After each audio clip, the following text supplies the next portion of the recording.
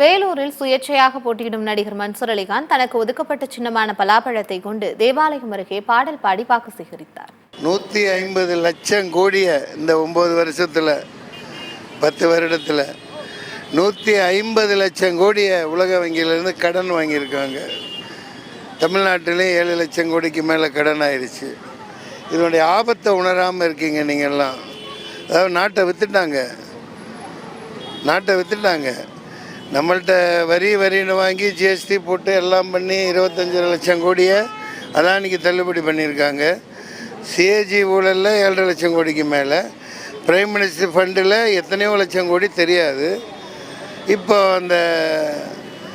இந்த ஊழல் பத்திரங்கள், தேர்தல் பத்திரங்களில் எத்தனையோ ஊழல்கள். அதாவது இப்போ இவ்வளவு பணமும் எங்கே போச்சுன்னு தெரியல. மக்கள் பிச்சைக்காரனாக இருக்கான்.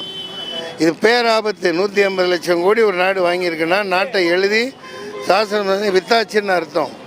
சோமாலியா மாதிரி சில வருடங்களே நம்ம நாடு ஆகிடும்.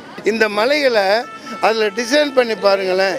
4-5 வருஷத்தில் மாதம் மழை பெய்கிற ஒரு பகுதியாக மாற்ற முடியும். 20 அடி 40 அடி உயர மரங்களை நடணும்.